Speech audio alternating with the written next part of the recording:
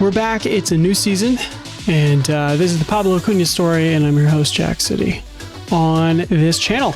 So let me just bring you up to speed with what's going on around the league, and then I'll show you what's going on with my team. So first things first, let's go to the competition here, and I want to show you, Peñarol got their first title in the save. So now we have Wanderers got 2, and then Nacional got 2, and Peñarol has their first. So we've completed our 5th season so far, and so it's 2-2-1 for the count right now. Just going to the stages of last season. Opening stage, Peñarol won it, 37 points, and then into the intermedio in all groups. Nacional won the whole thing against Wanderers in the final, so they were able to rack up a considerable amount of points. And it's important to note too, they won 18 points to 10 for Peñarol in the intermedio with these 7 games here, because in the closing stage, Peñarol won the closing stage. So there is no playoff. Peñarol is automatically assumed to go into the final, and you'll probably know who it is. The overall table, Nacional was the top team across all 37 games. So that being said, so there you go. So in the final, we have the Champions Playoff. We have a 2-legged tie, and Peñarol won 5-3 on aggregate, and that means that Peñarol are walking away champions. So going to the average points here, that's how people get relegated. Never mind. Let's go back to stages. And so Tennis de San Carlos, Racing Club de Montevideo, and then Cerro Largo all went down, and that's that. I mean, it's basically, I think that was kind of obvious. Cerro Largo basically have been bad for the last 2 seasons, and so to say that they went down is kind of obvious. Racing and Tennis de San Carlos, Tennis was always a really small team, so it would have been a big ask for them to stay up, but I mean, Cerrito is the one team that got promoted that did not get relegated, so they're also arch rivals for us today, and we'll be playing away from home in this episode. So that being said, let's go down to the second division here and show you here. So we got Deportivo Maldonado to win it all at 61 points, and Colón de Montevideo, a huge one. Look at this. This is where they were last year. 22 points, one of the worst point totals we've seen in the entire save. And even just then, I mean, they got 5th, 7th. They've only been in the league for a couple of years. So this is their first year, 7th, then they got 5th with 49 points. They bottomed out at 22, and then they got promoted last season at 58 points. They have a new coach, and his first year in charge, he got promoted automatically. Pretty stunning. Tacuarembó won the Torneo Competencia at the very beginning of the year, so that guaranteed them a playoff spot. So that robbed Rentistas of getting into the playoffs, and they were able to get promoted via the playoffs. So Tacuarembó will be back in the league. Now, Uruguay Montevideo are now the 3rd team this save to go back-to-back relegations. As you can see here, they got relegated in 2026 from Division A, and then 2027 they got relegated. So this is now the 3rd team. Again, that's stunning that we've had back-to-back relegations. I think La Luz, Plaza Colonia, and then Uruguay Montevideo, to be specific. Rocha have been able to secure their, because they are one of the newest teams in the league structure of these top 2 leagues. They've been able to secure themselves for another season now. So they'll be going into their 3rd season and starting to slowly make themselves seem as though they are an actual second division side. That being said, Sudamerica have been in the league, never got promoted. They've been in the playoffs, but they never got promoted. They've never been relegated. They're the only team in here that has never moved from second division. Everybody else has either been promoted and then relegated back down, or relegated down, gotten promoted in, or whatever have you. Sudamerica are now relegated, so now every single team here has at least once in this save been relegated down in, or you get what I'm saying. It's basically they've been in the second tier the entire save, and they're the last ones, and they're bounced out now. So that's that. Yeah. That's that. So teams that got promoted and are in the league structure. Albion is back for their third chance to try and stay up here. We actually have a new team. It's their inaugural chance to be in here. It's Basanias. So they're going to have their first go at the league structure in this save. So they're, welcome. And then the last team who just got promoted. No, it's only two teams. That's right. Albion and Basanias. That's it. So that's that. And the Cerro Largo do their first league or first year in the second league. They've just gotten relegated. So that's being said, let's go back. Oh, the cup. That's right, the cup. We actually had a really, really interesting cup this time year round. Danubio won 7-4 against a relegated Racing Club de Montevideo. Pretty stunning, honestly, the fact that they were able to get to the final and getting relegated. Danubio beat a non-league side, Boston River, Progresso, and then Racing Club. Nacional got beat out by Progresso in the fourth round, and some with Peñarol. They got beat out by Boston River on penalties. So the two big teams were absolutely knocked out pretty early in this competition and let everybody else kind of duke it out, which stinks because I got beat out by Tacuarembó, who they beat Liverpool, then they lost to Racing Club. So I feel like maybe my window to possibly win that cup was stolen, but that's okay. The Uruguayan Cup, Super Cup, Wanderers just won that literally just a couple days ago. So there you go. Other than that, there's really been no managerial changes at all. I think the only one that actually had anything was Diego Forlan is no longer here. He got plucked into a second division Argentine team, Gimnasia Jujuy. I don't know. Gimnasia. I'm just going to keep it like that. So Rodrigo Lemos is the new coach. That is literally pretty much the only move that's happened. I don't even think Cerro Largo fired their coach. Nope, they have not. Okay, so I don't know what to tell you, but that's that. Okay, so let's go into our squad here. Okay, this is our squad. Dario Dennis is going to retire at the end of this. Jonathan Gorgoroso is also going to retire at the end of this year. So thank you, Dario Dennis. You've been absolutely fantastic. Gorgoroso, you basically off the bench have been that player for us. Other than that, let's see. Jose Arbillo, he'll probably be our new starting goalkeeper here. He's pretty good, and I would argue our best player, which is concerning because he's a goalkeeper. So it's kind of like when David De Gea was the Man United goalkeeper, if you know what I mean. Enzo Ribeiro, he's the center back that we have. Yeah, it's just super average. Brandon Yana there. Mauro Brazil is going to be our vice captain. He's a new vice captain. Carlos Gomez, he's an academy prospect that's gotten up here. Decent, not fantastic, but he's got some good physicals, so he has the potential to do something there, but we will see. Ayrton Kogo wants to leave. He wants to explore his options, so we put him on the transfer list. Nobody's picked him up yet.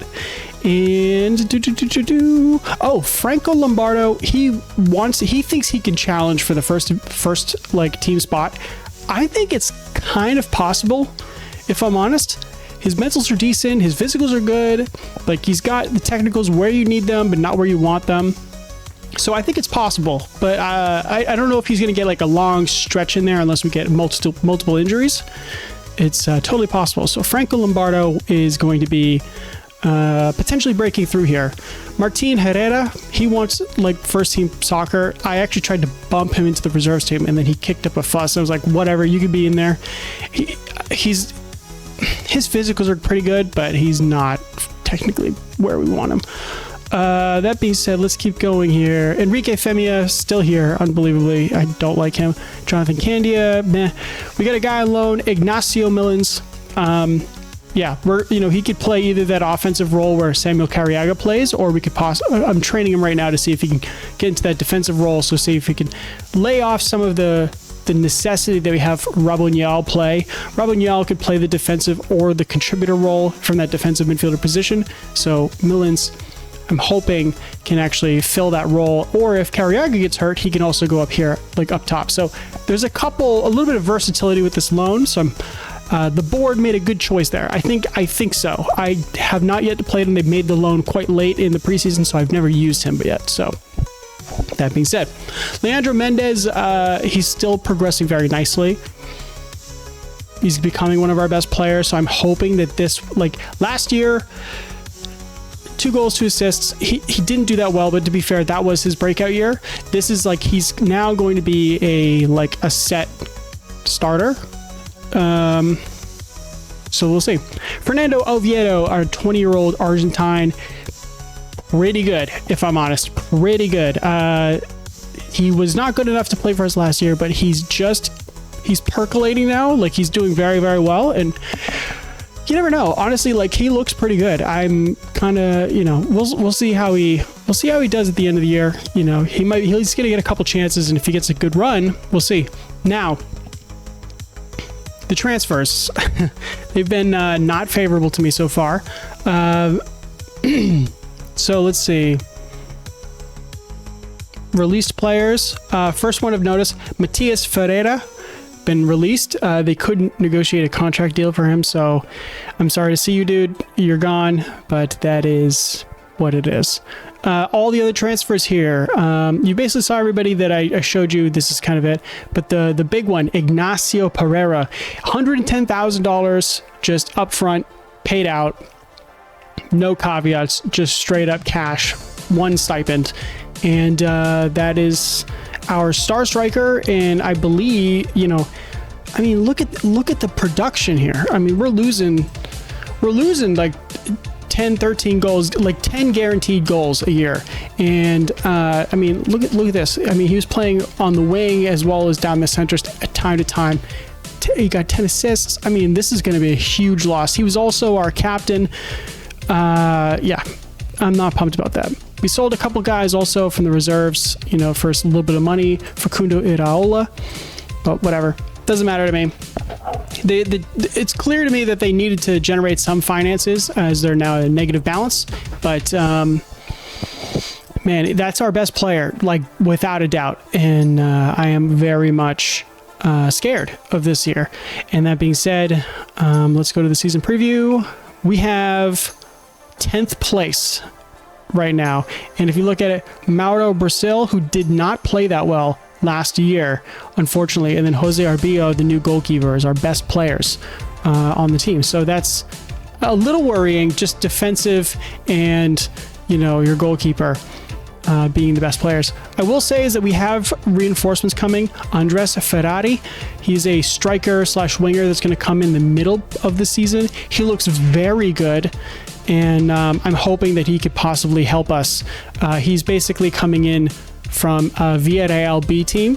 He's never really made he's made a couple probably off the bench appearances for the actual A team way back when, but basically only the B team so far. So that is our the cavalry, if you will, coming into the middle of the season. So that's a guaranteed locked in transfer that's going to happen. But other than that, we got nothing else going on. We sold our best attacking player and did not replace him.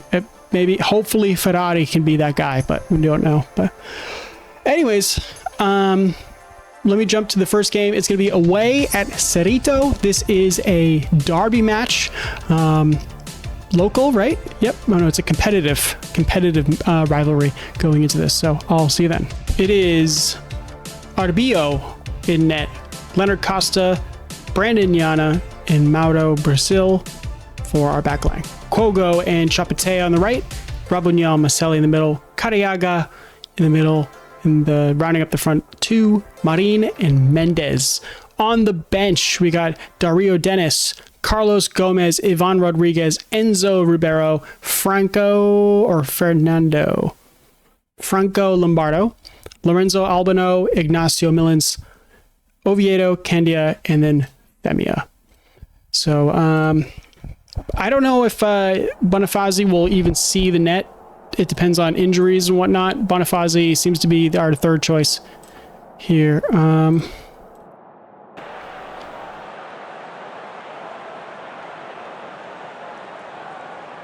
So let's see what happens.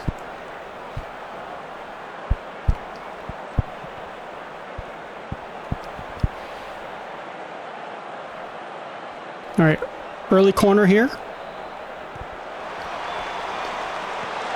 It's headed away. Mendez chips it in. Oh, off the top of the crossbar, and it's scrambled away. Okay. Early chance. Thank you, Mendez, for that.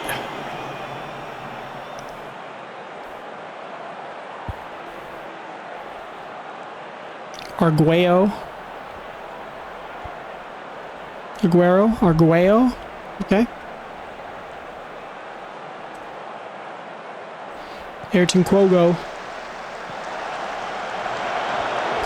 It's probably Kogo, not Quogo. It's Arguello.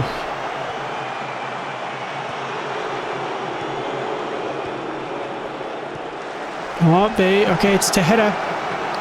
He's got a shot. Good save by RBO. Solid save. We definitely needed that.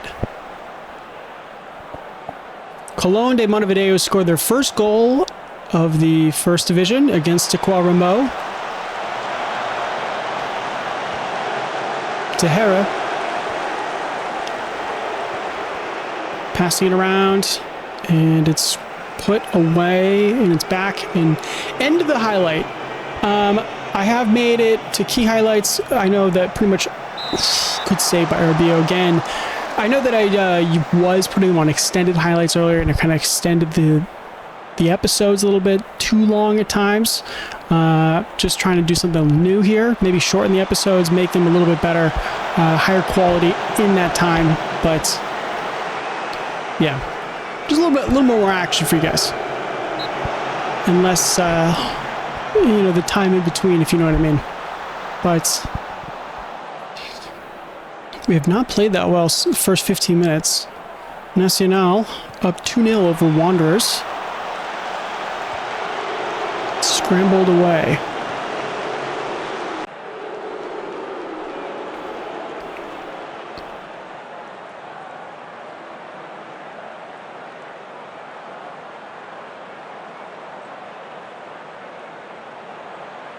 Okay.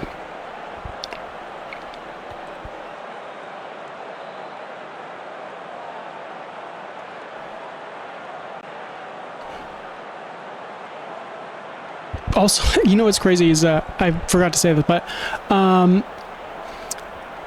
Wanderers had a head coach, Alejandro Capucho, if you remember him. He left the Uruguayan system to go to Atletico Tucumán over in Argentina. Last year, Atletico Tucumán with Alejandro Capucho, he won head coach of the year for Argentina. He won the league, the Argentine Premier Division, and won the Argentine Cup.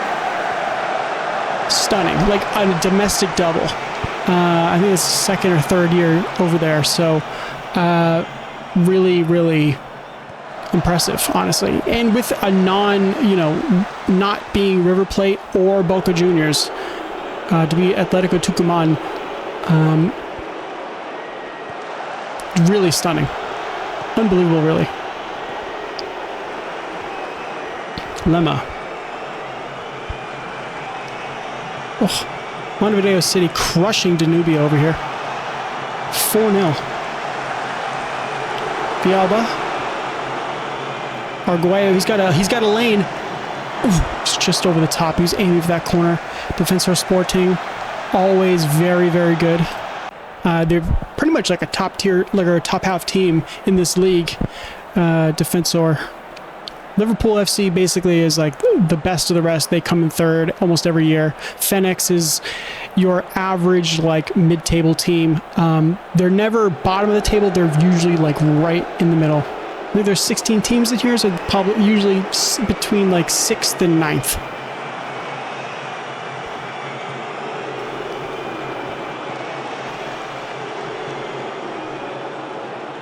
Last year, I want to say I guided them to their first time in the bottom half of the table. So they have, thank God. So they have gone backwards last year, but I feel as though because of Peralta Bauer leaving and then Rodriguez also leaving, it felt inevitable that was going to happen. But now we got no Pereira, and I'm even more fearful than I was before. Okay, so we really didn't do too much. We didn't have that. I'm going to change the formation here, and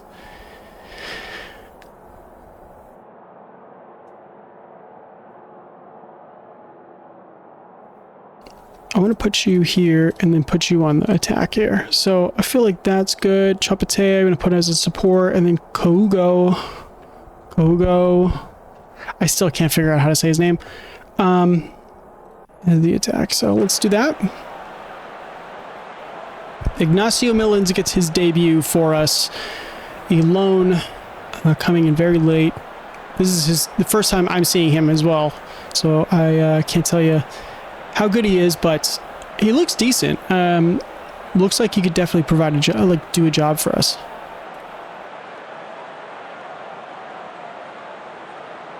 We're 10 minutes in, nothing going on. Let's just encourage him. Still 0-0, and we've been the worse off so far in this 0-0 affair. Okay, we got significant passing. Brazil. It's probably clearances, I would say. There we go.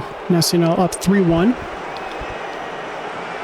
Brandon Yana, Maselli, Millens, Marin. Come on, release him. Thank you. Kogo. Ayrton Kogo. There we go. He's got men in the middle. Kogo! Kogo! That's right. Little 1-2 with Marin, which I would not advise right there, but that's okay. The ball went in. It doesn't...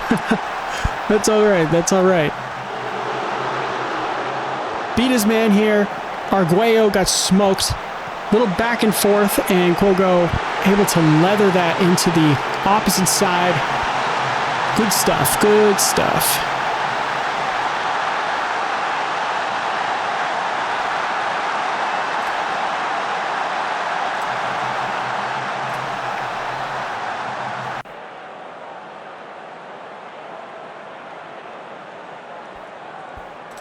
Okay, we're at 73 minutes now.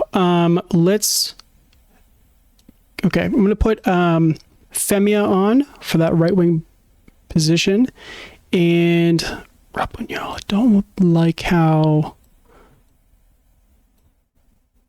Let's do that. And then deep line playmaker on support for Lorenzo Albano.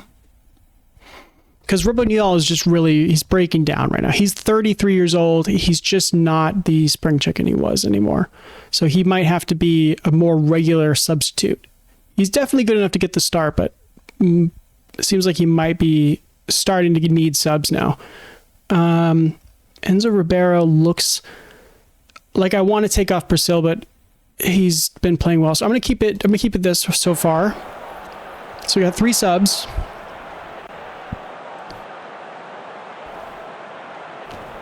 Honestly, if we win 1-0, I don't care. I don't care.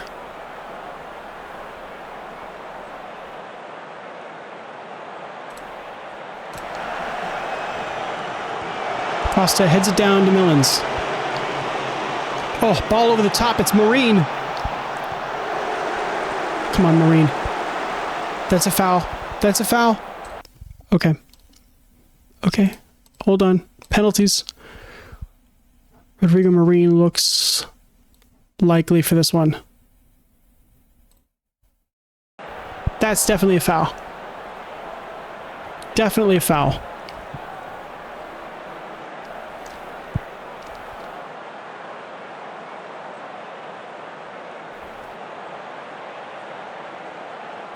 Thank you. Okay. Marine, come on.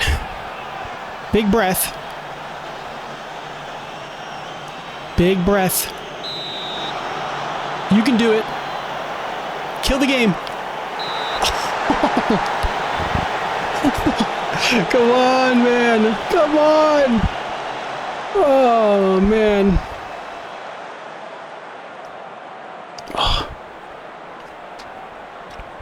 I feel like I have something in my eye. There's always something going on. Ugh.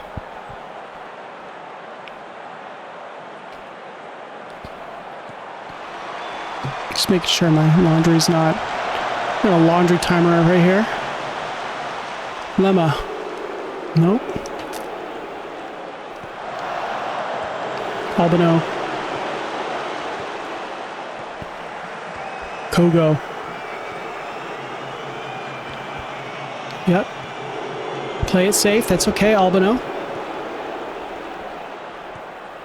Millens. There we go. Nice. Maselli. Release him. Oh, Femia. Let's put it through. Marin! Enrique Femia finds him. Marin makes up for his earlier missed penalty, and there we go. Okay, let's put on Jonathan Candia here.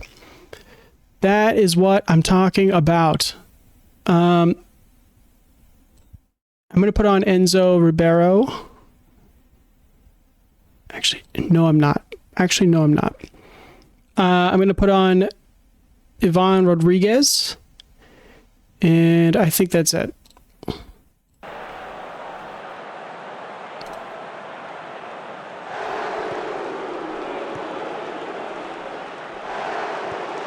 Beautiful. Beautiful counterattack. They stretch themselves, and that's what we like to see. They threw four up front, and it left them exposed. We were able to get the counter on them.